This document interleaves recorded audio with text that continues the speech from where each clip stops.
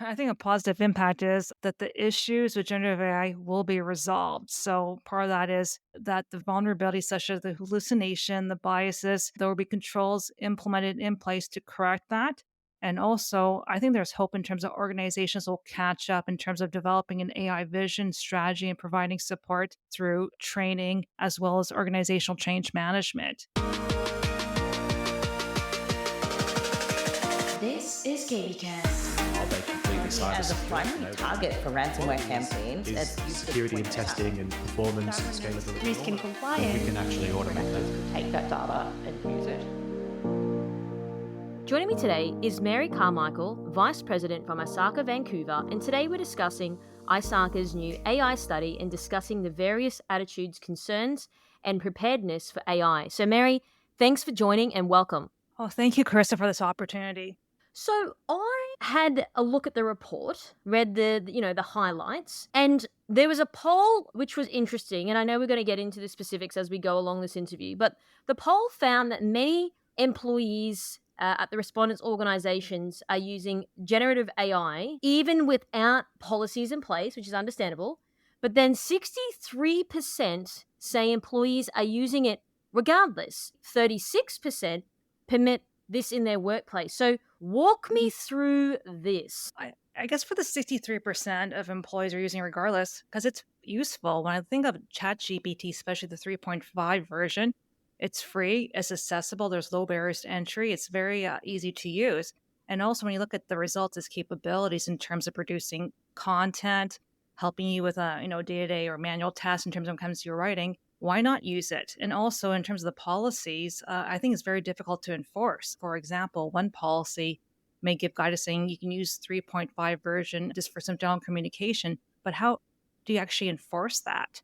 So even if you have a policy, I think with employees, it's very easy to work around those policies because there's limited controls in place to actually see what is happening behind the scenes. So I look at employees that are using these tools, it works for them because it makes them more productive. It gives them a lot of benefits in terms of producing their work quicker and also possibly more higher quality. As for the 36% that permit in the workplace, I do want to kind of explore that a bit further. Like, why is there a gap in terms of organizations that have policies versus not? So I think some industries, when ChatGPT was released in November of last year, some of them experienced negative consequences immediately and as a result had to develop policies. So for example, post-secondary universities, students can use version 3.5 and develop essays and use that tool to support their assignments. So part of that is schools had to develop policies right off the bat because there was a negative consequence and people were using those tools.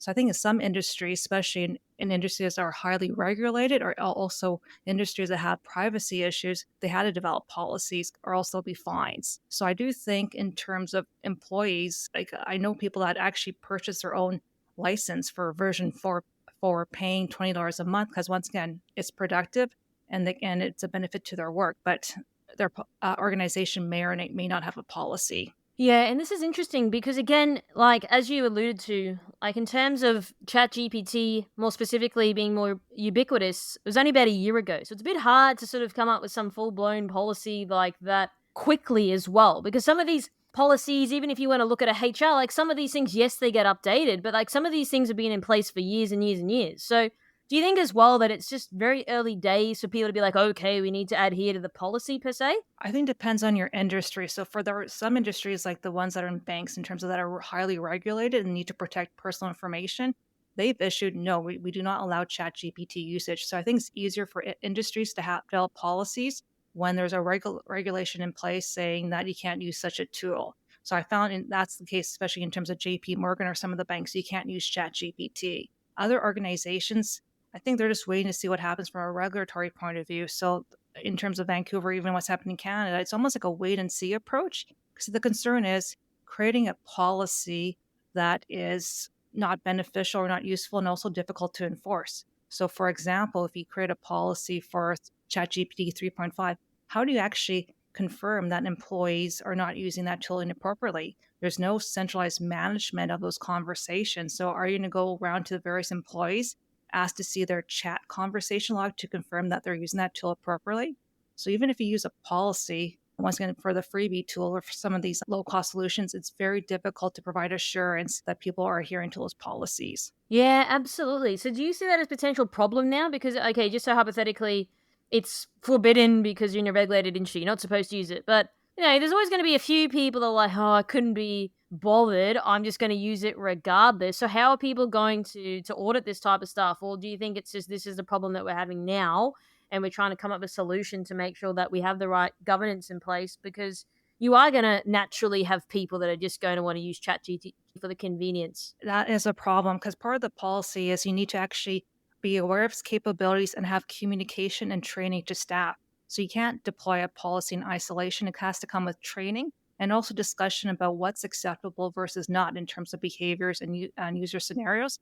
And that is lacking. And I think that's actually another key finding from the Pulse poll is only 4% have received training.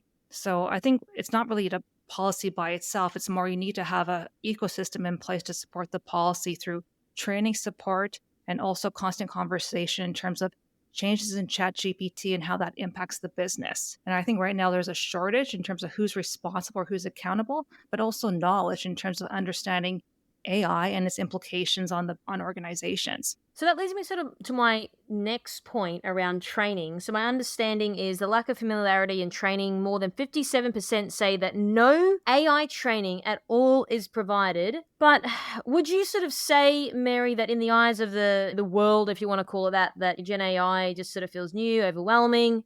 And again, going back to my earlier point, maybe people just haven't had enough time to create some comprehensive training yet. Like, a year is not that long to sort of implement quite an extensive training within an organization. Like, I mean, in a perfect world, yes, but these things do take a bit of time. What are your thoughts on that? Oh, I agree with that.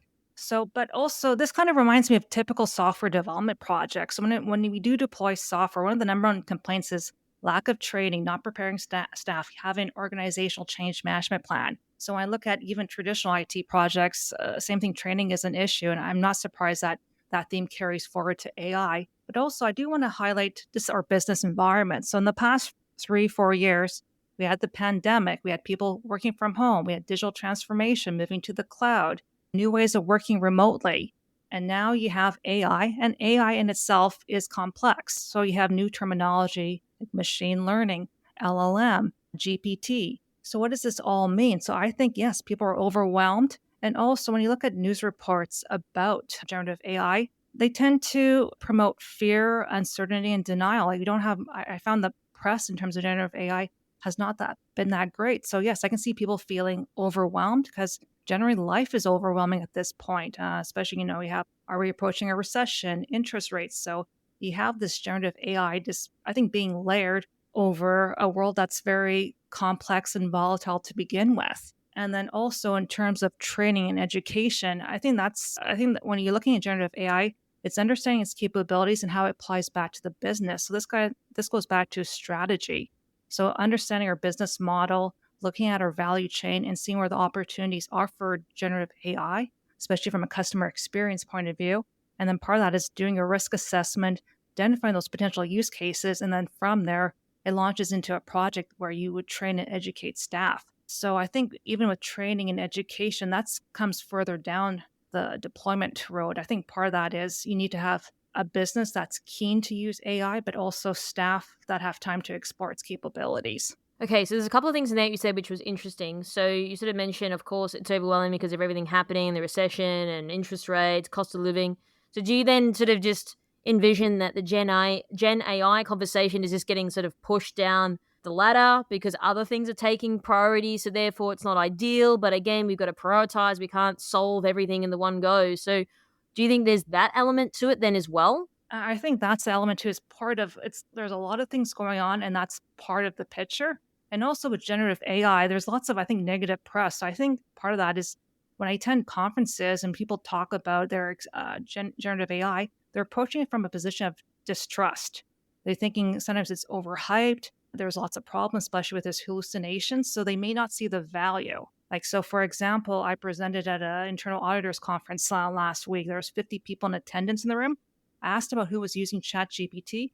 Only 4 out of the 50. So I was thinking that that in retrospectively. And I think part of that is I think there's an act like there's early adopters that have embraced ChatGPT, especially in communication, cybersecurity, programming.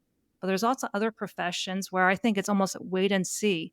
Just the press is negative. So right now there's a questioning about the value. Like, why should I use this tool when the output is not 100% correct and I still need to confirm it? That is not, I guess, a valuable tool in some people's minds. And that's kind of goes back to the conference last week and also to some of the thoughts I've been hearing in Canada.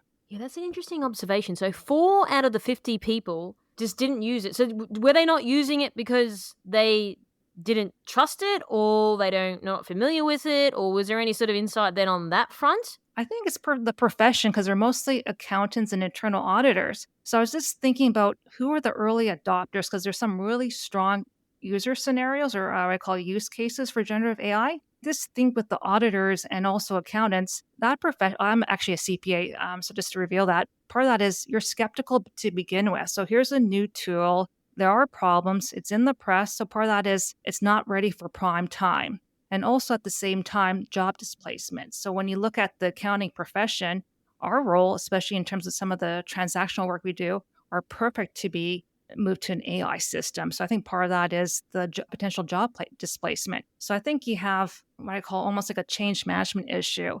Just with the accountants moving forward, we need to see how generative AI impacts our profession and see what our role is moving forward. And maybe our role will change to more of a regulatory, looking at auditing algorithms, AI systems supporting regulation versus some of the transactional items that can be, I think, automated with AI. Yeah, look, totally hear what you're saying, and that is a great point, and I'm definitely of the same opinion.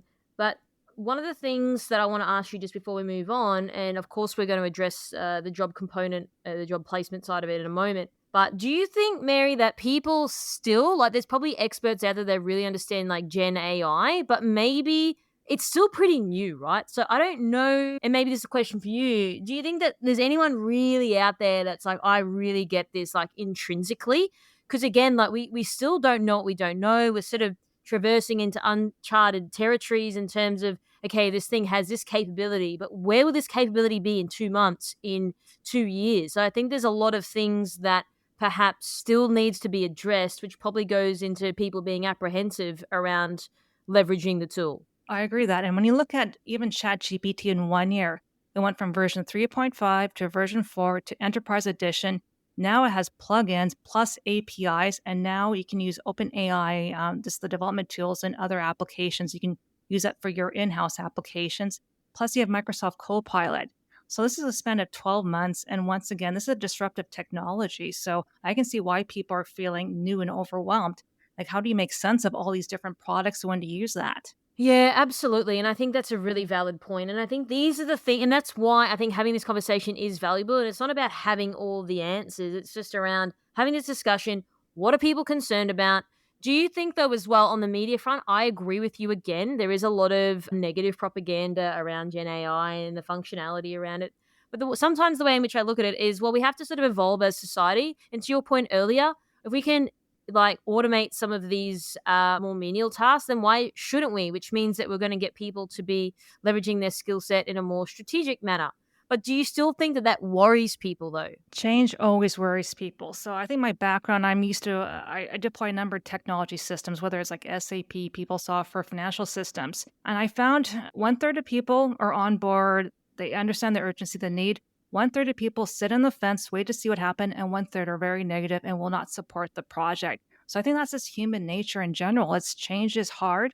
And I think if you want to move ahead with change, this is where you need senior management support to talk about why, what's the urgency, deliver key messages, and also be very specific on the user scenarios, like how this will benefit you, how this will help you, and also how it will transition you in terms of moving towards performing a role that has more higher level of responsibilities. So I think that's just human nature. Just in my experience with ITs, that's why you have organizational change management or even what we call human risk management is to support people through this change.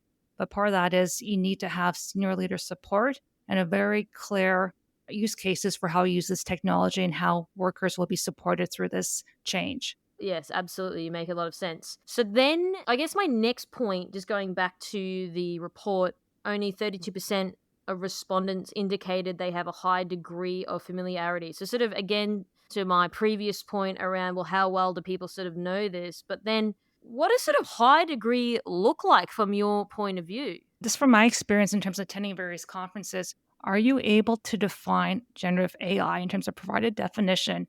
Have you actually used a generative AI system, whether it's like DALL-E, Midjourney, or even ChatGPT?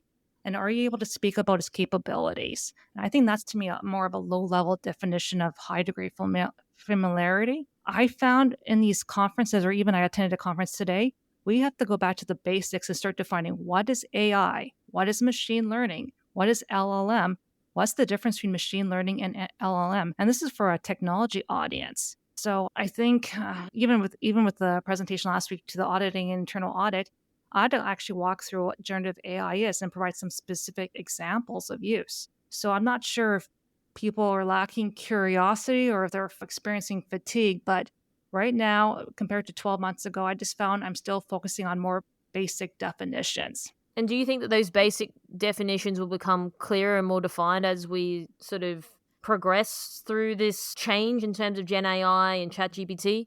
Well, I found at today's session, I attended a conference in Vancouver and the speaker walked through the definitions, but it kind of goes back to are people listening or not? So I think there's the people that are keen, yeah, they were quite engaged in terms of understanding a bit more about what is AI, what's the different streams. But some other people were focusing on the distrust and the vulnerabilities of these systems. So I think it depends on whether or not you're willing to listen and embrace. And if you're not, then I think we're going to repeat this conversation moving forward.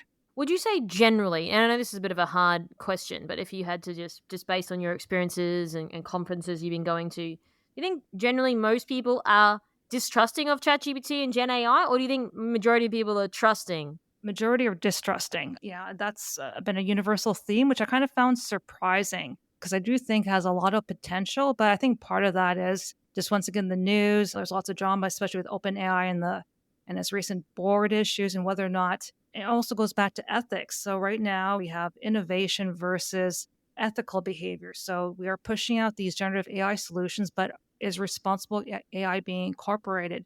So when these systems are being deployed, is there good software coding in terms of minimizing biases?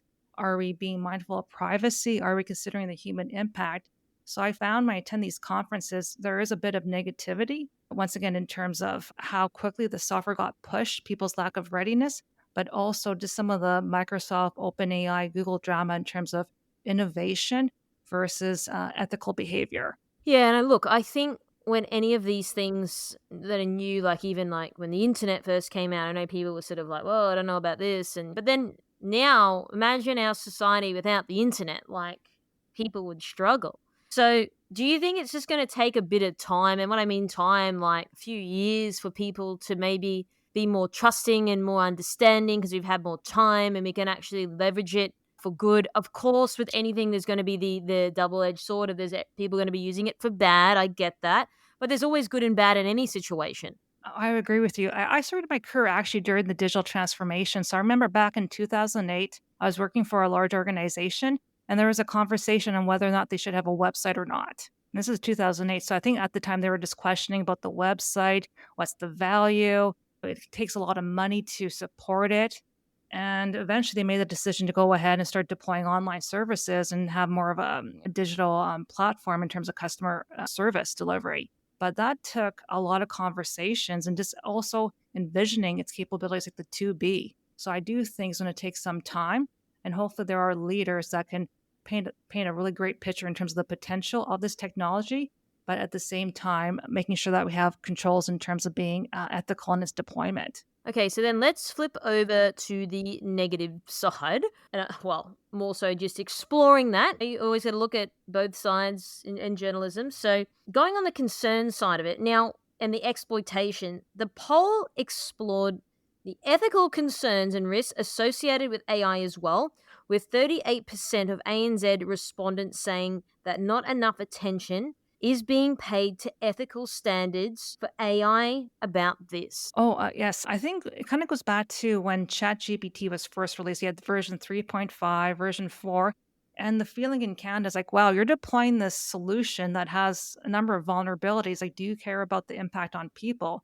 because that was causing, I found for people, some mental anguish in terms of, yeah, this technology, will my job be replaced? Should I start looking for a new work? So people weren't prepared from I think maybe more from like a mental health or even like a workplace preparedness point of view. But I found what's interesting about this ethical concerns is the number one concern is misinformation, disinformation.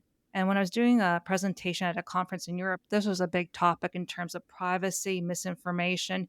How do we use ethical AI and especially responsible AI to make sure when we deploy these systems that we have values in place to consider the societal impact, especially in terms of job displacement, human rights, especially in terms of any type of biases and privacy, but also making sure that we have clear cases where AI is unacceptable, especially in terms of surveillance. What I also found interesting about this poll is in North America, people were a bit surprised that misinformation, disinformation was number one. They felt actually cybersecurity, social engineering should be the number one risk. So I thought it was interesting from a global perspective where the concerns was, whether it's misinformation or even cybersecurity. But I do want to highlight, just going back to ethical concerns and risks, this kind of goes back to what we're seeing right now in terms of innovation versus what I call AI safety. And this kind of reminds me of the conference that was held back in London, I think it was a few weeks ago, the AI Safety Summit.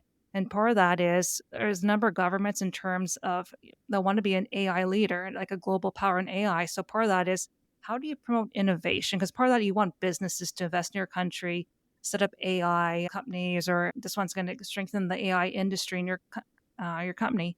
But at the same time, is there is a safety concern. So part of that is we've seen what happens when AI has gone wrong in terms of discrimination, in terms of algorithms that have biases, and also incorrect information. So this is where I kind of see values versus interest. So your interest is you want to be an AI power, but will you have the values to kind of manage that balance in terms of promoting innovation, but making sure that its harmful impacts are being mitigated? Also, from I think an OpenAI and Microsoft point of view, like Microsoft has invested over $10 billion, and I'm sure they want to have an ROI sooner versus later. So the question is, when they are using responsible AI, are they sometimes doing their own business case in terms of, we'll go ahead with this feature because it's cheaper for us to fix later and deal with impacts later versus waiting. And if you want to go ahead and have more of a dominant market position, you may take that risk. Yeah, but this is where I think it's really interesting because when we say responsible AI, in the eyes of who? Because if you're like looking at it from a Microsoft lens versus another vendor versus someone else, like everyone's going to have a view on what ethical looks like. This is where I think it's going to get really interesting in terms of how things are going to play out. Is it muddying the waters now? Because now we're already saying, oh, well, that's ethical versus not ethical. Like, how do you think that's going to look, Mary, moving forward? I think it's going to be messy, and that's probably where they're going to get regulation involved. So, in terms of kind of reminds me of the AI Act. So, having a risk based, so assessing your AI systems, and depending on the level of risk, that's where you have your controls in place in terms of what is your responsible AI model for designing, developing, implementing that system. So, yes, it's going to be muddy. And when I look at the AI Act, everything's all about definitions. You have to define what is an AI system, what's an AI model. So I can see that taking some time in terms of what is an ethical principles we'll follow and how do those ethical principles translate into development practices for an AI system. So yes, it's going to be messy and trying to get agreement among multiple countries and also harmonization. So with each, you have the United States, Canada, Australia, the EU, they all going to probably have their own varying AI regulations. So if you're a company that's global, how do you manage that moving forward to making sure your responsible AI practices adhere to these variety of global regulatory regimes? So the other part, which was really interesting to me around the statistic, which was 38% of ANZ respondents saying that not enough attention is being paid to ethical standards of AI. So I want to know, well, what do people want to see? What does paying enough attention look like? More meetings, more regulation? Like what does that actually mean though? Like in the eyes of someone saying, okay, well, you guys have given this more attention. Now I'm satisfied. I think of the company Anthropic because the founders of that company actually left OpenAI and said their goal was to establish an AI company that's focused on safety. And they said they reflect that safety in terms of slowing down the rate of their product releases and also being transparent about the model and also sharing what the responsible AI practices are. So I think you need to outline what ethical standards are, what your principles and how that translate. And you have to make sure it's transparent in terms of sharing that information. Also the model itself, is it explainable? So for me, am I able to see what your model consists of? Are you sharing that information? And also doing self-reporting. So I know a number of companies have signed, I guess, a code of ethics in terms of responsible AI. So how are they showing that code of conduct? So are they discussing their processes? Are they going for some sort of certification process to show that they're adhering to ethical standards? So I think to me that needs to be defined as well. And how does that translate into software development activities? So now I want to focus on impact on jobs. Now, this is something that you and I both know people are worried about, they're concerned about. What does this look like? There's a lot of questions, there's a lot of media propaganda about the Terminators coming in and taking over our world. So let's start with that as a very open-ended question on what your thoughts are, what's your read, and any sort of statistics you want to roll in there. Quite happy to hear them. Well, I think this goes back to open AI, and they mentioned in terms of certain jobs, like 20% could be potentially eliminated based on using this based on AI. And I do want to highlight there's certain jobs that are candidates to be replaced by AI. So, in terms of high volume, repetitive activities, those are jobs that are perfect to be automated. And it kind of goes back to my roots in terms of digital transformation going back 15 years. So when we were implementing these systems, we're placing what I call in-person service delivery to online service. We automated a lot of the customer service functionalities, and I kind of see that same trend happening with AI. So there's certain job types, whether it's customer service, accountants, especially in terms of back office with accounts payable, accounts receivable, financial reporting, that once again, high volume, it's repetitive. You can use an AI system to replace that. But at the same time, I do want to highlight there's a number of new jobs that will still be supporting AI. I saw the same thing with digital transformation. So we have, and also with social media. So you have social media analysts, consultants, different roles in communication. So when you look at AI and supporting that moving forward, you'll need to have trainers for your AI, also training staff as well as change management consultants. Also, for the regulatory environment to support that, you'll need to have auditors that's able to assess the algorithms and also more risk management to assess AI to understand its level of impact and whether it's a high risk, medium, or low risk system to society. So, yes, some jobs will be impacted. Those are ones that are more transactional focused, like customer service, but also it will open up new jobs moving forward. And also, going back to the open AI research, they mentioned that this tool will be an assistant. So it also will make you more efficient. So yes, some you will be impacted, but you'll be able to do your work quicker, especially in terms of writing some of the analysis or even programming. With programming, you can use generative AI to optimize your code. So some jobs will just become more efficient, and also that opens them up to take on more additional or higher level responsibilities. Yeah, this is so interesting because again, people have even asked me like, "Well, what do you think about what's going to happen?" And look, I don't have all the answers, but it's about asking the questions and getting people like yourself to come in and answer them. But the other thing I want to sort of raise with you as well, and you sort of touched on that right there at the end, Mary, around well, yes, okay, it's going to automate some jobs, but it's going to open up new jobs. Do you think yet that's the part people aren't focusing on? Yes, things will be automated, but we're going to open up new jobs. Is that the part where people are maybe not aware of as much? They're probably just thinking it's being automated and there are no other jobs then. I would agree with that. But there are some professions that are trying to have that conversation. For example, the cybersecurity field. So when I attend cyber conferences, they're exploring generative AI and how generative AI can be an assistant to make them more efficient. So I think some groups are more early adopters of the technology and they're seeing how they can use that and also what new roles are required. As for, let's say, auditors or internal auditors, I feel that, yeah, additional conversations need to be had with that group. And also, once again, just talk about the use cases and provide specific examples. So for me, this kind of goes back to organizational change management. So we need to talk about the future in terms of what it looks like, but also the opportunities and how to prepare staff. Just going back to cybersecurity, here in Vancouver, there's been a number of sessions in terms of reskilling. So how do I use generative AI in my job? What are some of the courses? So there's been quite a few networking events just to share people sharing their knowledge and experience and how to plan moving forward. I do think other professions should have those conversations or have the same type of dialogue. So, in terms of the new jobs opening up, but wouldn't we say even when the internet came out in the 90s, people probably worry, but then look how many jobs that's enabled and opened up. But like as a society, there's always going to be jobs that probably no longer exist. Like blacksmiths don't exist anymore, not that I'm aware of. And we have to evolve those. So this is just another evolution. And I get it. We don't know what we don't know, but if you actually look back in history, jobs that used to be done in the 50s, we're not doing them anymore. And maybe this just feels more prominent and more in your face because we have social media and things like that we didn't have. So maybe people are more aware of it at a deeper level. But that's just the way evolution has gone, though. Wouldn't you agree? I agree. So I think the stat is 50% of the jobs are yet to be created moving forward.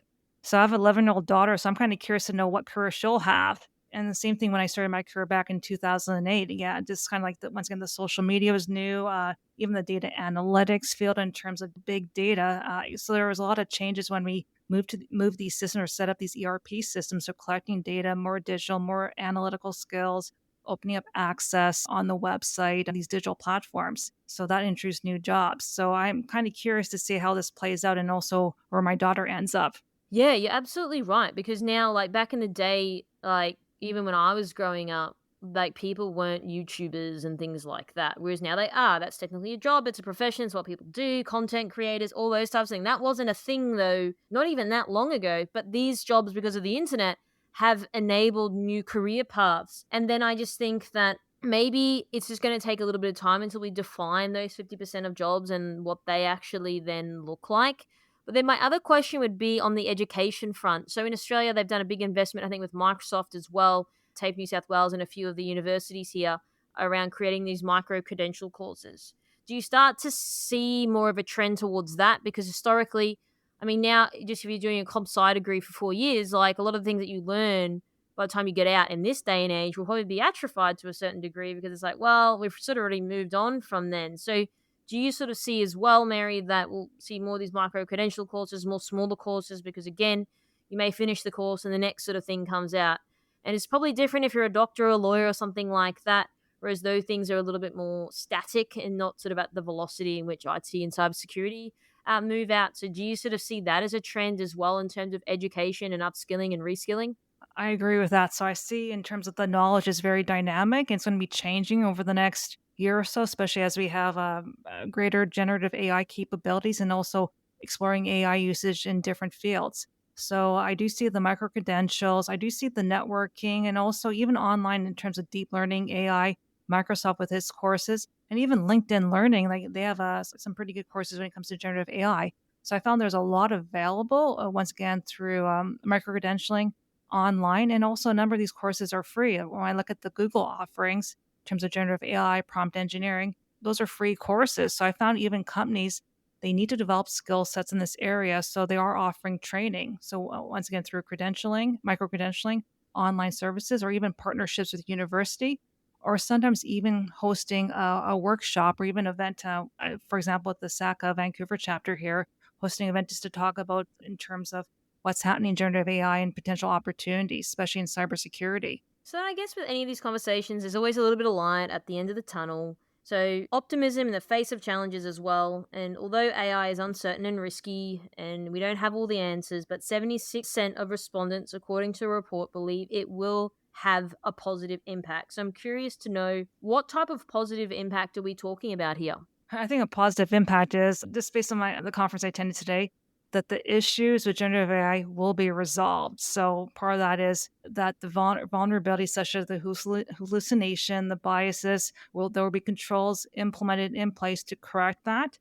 And also, I think there's hope in terms of organizations will catch up in terms of developing an AI vision strategy and providing support through training as well as organizational change management. So I think positive impact means it benefits me. I'm productive. I feel comfortable. I feel successful using the technology. And also, I have a career that I can moving forward in terms of reducing job displacement. But also, positive impact means society. So with society, misinformation is reduced. So we don't have to worry about deep fakes. There's tools to recognize what deep fakes are. So the impact on democracy or our elections, but also ensuring that we have proper control, especially in terms of privacy, making sure that human rights are protected. as well as capable cybersecurity professionals to minimize the social engineering, other risks of these technologies. So I think when I look at positive impact, I think it's from a personal point of view, but also from society. Yeah, absolutely. And I think that we're just sort of scratching the surface with the power and the capability of what this is going to look like. And I'm always for, doing things differently and change and efficiently, of course. And I understand that we're creatures of habit and we don't like change, but I think this change will be worth it. And of course, like I mentioned before, there's always going to be an element of the bad side of things, but hopefully with the right types of conversation with people like yourself coming on the show to really demonstrate, hey, yeah, there is some bad elements to it, but there's a lot of great ones as well. So do you think that in your experience with what you know, that perhaps people generally over time will become more accepting of AI and generative AI moving forward, or where does that sort of land with you? I think kind of goes back to proof in companies' actions. So what happens with OpenAI, Microsoft, and even the regulatory regimes that are being proposed in various nations. So kind of goes back to what actions happen moving forward and is there progress. And I think if people see that, then they'll be more at ease. So, Mary, was there any sort of final thoughts or closing comments you'd like to leave our audience with today? I guess for me, I view AI as a positive technology. So I think part of that is having conversations. So I think it's important as a community or a technology community that we talk about these issues, understand where people's coming from, and how we can support each other moving forward. Just based on the recent conferences I've attended, there's quite a bit of I call distrust and negativity. So I like to hope that I can participate or strengthen the conversations to show its positive potential and how we can work together as a group to make sure that people become more acceptable with AI and also more at ease. This is KBcast, the voice of cyber. Thanks for tuning in. For more industry-leading news and thought-provoking articles, visit kbi.media to get access today. This episode is brought to you by Mercsec, your smarter route to security talent. Mercsec's executive search has helped enterprise organizations find the right people from around the world since 2012. Their on-demand talent acquisition team helps startups and mid-sized businesses scale faster and more efficiently. Find out more at mercsec.com today.